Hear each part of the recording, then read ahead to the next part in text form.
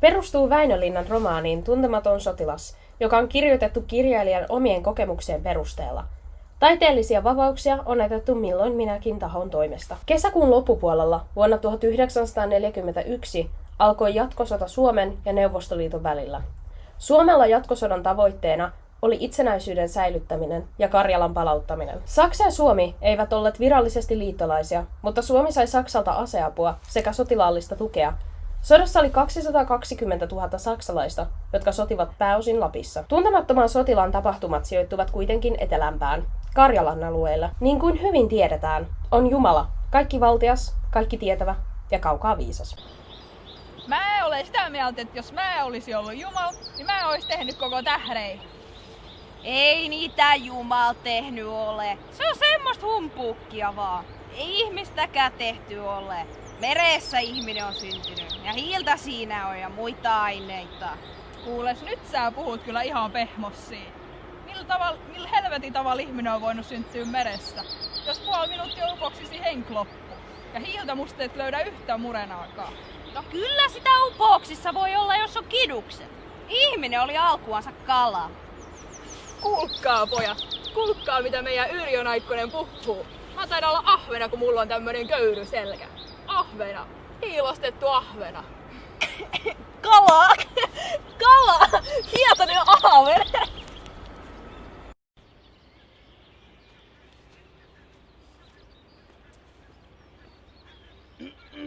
Tiedättekö te mitä, tyttöoletut, mitä partiolaisen vyöhön on kirjoitettu? Ole valmis! Ole valmis! Jaha! Täällä ei suvaitseta laiskureita! Ase! Aseelaudun asetta! Ei sinne suuntaan! Seuratkaa minua, menemme tänne suuntaan! Hakka päälle ja paikka!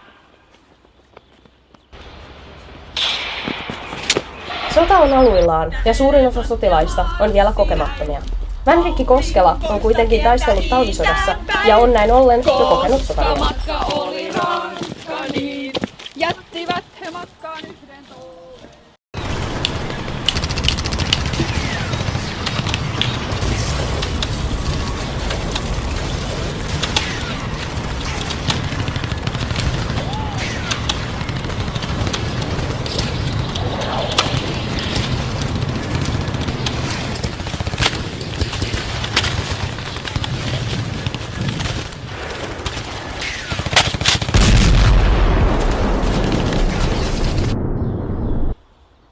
Kauhia nälkä. Hei, eikö toi oo kiellettyä? Niin on tappaminenkin.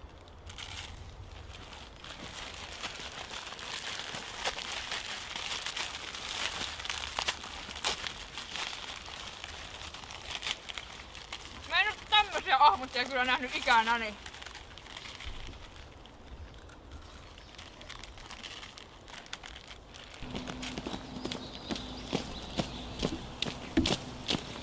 Kuusi pientä elefanttia marssi näin, aurinkoista tietä.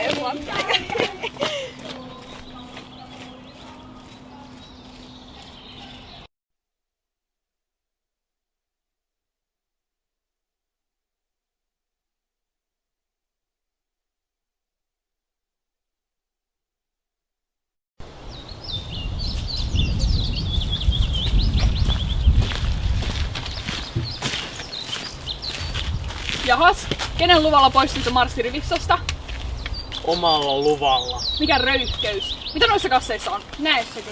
Mekistä ja nuudelee. Valehtelette. Vänrikki Koskela!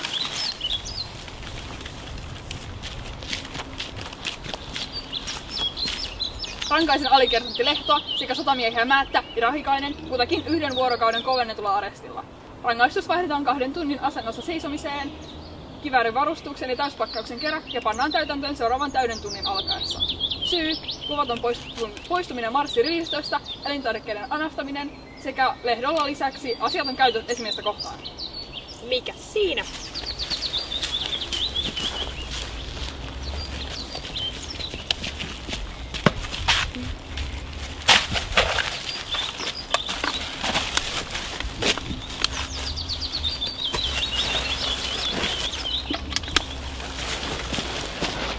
Se on pieni Märjäsan tie.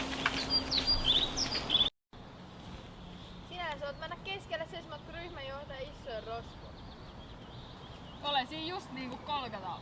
Seiskää siinä nyt vähän aikaa. Emme tässä koko 2 tuntia olla. Seisotaan myö, mutta kuka hitto tuo meidän alikessu luuloo olevansa, kun se keskellä täällä? Siellä meidät oikein pahaa houkutella. Meidän kiltit ja kokemattomat sotilaat.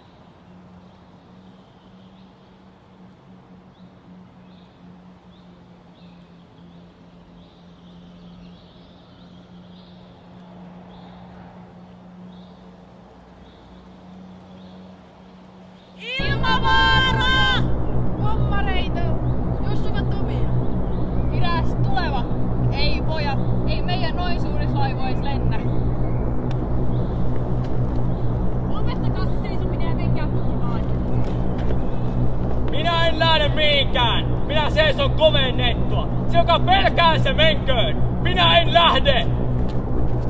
Perkele teidät maassa. Luutnantti Lammio tekee tärkeitä upseerihommiaan komentoteltassa, kun paikalle saapuu uusi täydennysmies. Mikä on nimenne? Rokka Hamie, Antero etunimi. Anttiska minua on kutsuttu koko ikäin. Ja niin myös kutsun itsekin. Ilmoittaudu Koskelalle. Koskelalle, kuka hän on? Tuonne päin. Sinne päin. Mene vaan. Tänne näin. Menemme. Okei. Antero Rokka. Koskela, voitte liittyä seuraan. Ihan vaan sitä, että asialliset hommat hoidetaan, muuten ollaan kuin Ellun kanat. Ei mulla muuta. Okei.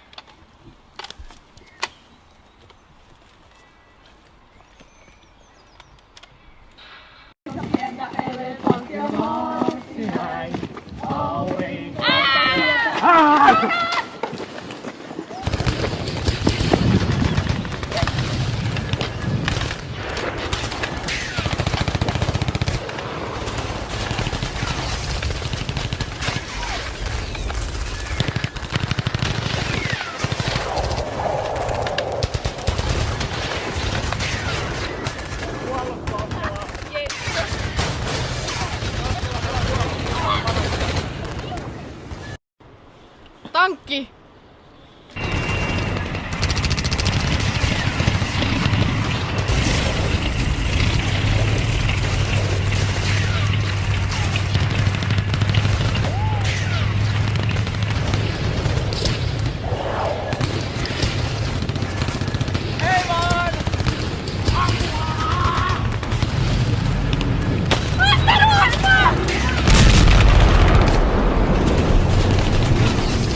Suomi on vihdoin saanut vallattua takaisin Karjalan alueita.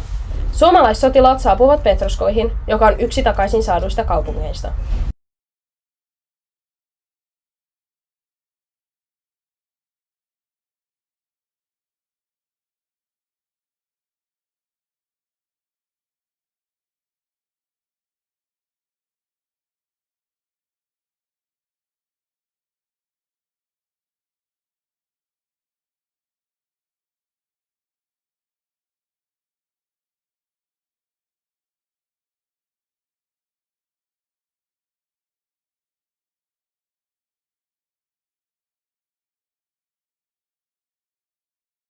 Rokka, Hietanen ja Vanhala lähtevät katsomaan Veeraa. Veera on harvinaisen kaunis nainen ja tämä käyttäytyy rauhallisesti ja ylpeästi. Kaikki istuvat huoneessa hiljaisuudessa, kunnes Rokka pyytää Veeraa laittamaan musiikkia. Soittopelistä pannaan soimaan Kalinka, ja Veera alkaa aluksi epäröiden tanssimaan. Veeran tanssin kiihtyessä alkaa Rokka lyödä käsiä nytkään.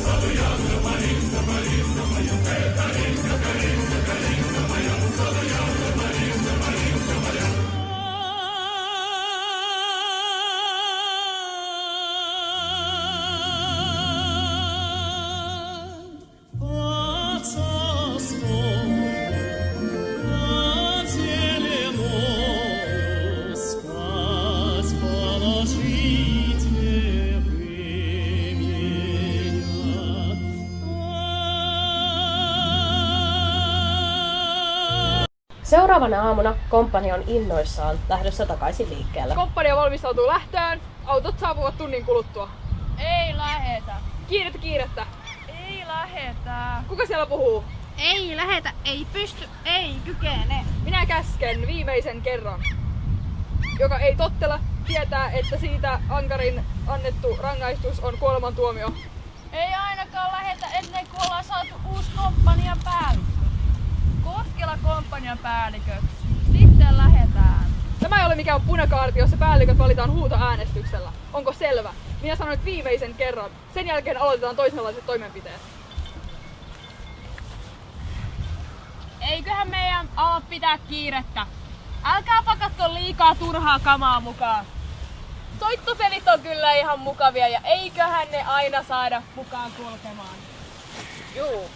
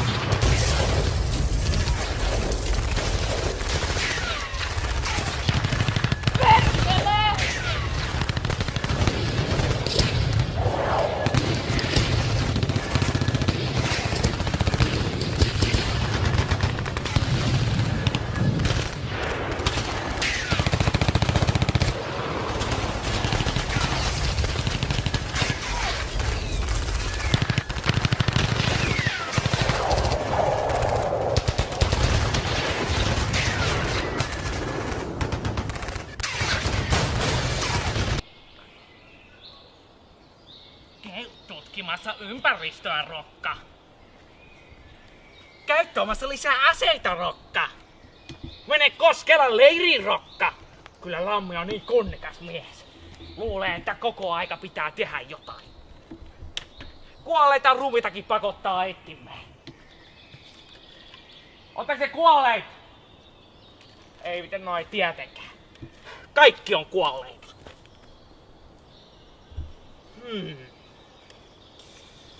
Vähän on omat kengät vähän vitut mistään Lammiosta. Minä otan nämä. Tämä sitten pysyy meidän kahden salaisuutena, okei? Pidät sinä vaan sen sun kuolleen suus kiinni. Ilo tiedä bisnestä kanssasi. Ne yrittävät hyökätä takaa. Kuules Vänstä, missä tarvit oikein hyvää miö. Tässä on sellainen. Nyt vaan pitää valita hyvä ja uskollinen toveri. Sinä. Minä? Kyllä juuri sinä. Nouse ylös. Näytä todella uskoliaisuudelta ihmiseltä. Tulee mennään tänne näin syvemmälle ja nyt lähtee. Satai!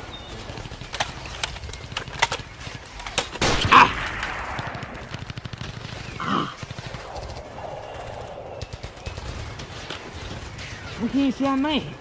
En mihinkään. Mene takas paikalle sit. Me luulen, että siellä lähet. Pysy vaan siinä. Lippaat alkaa tyhjentää. Okei.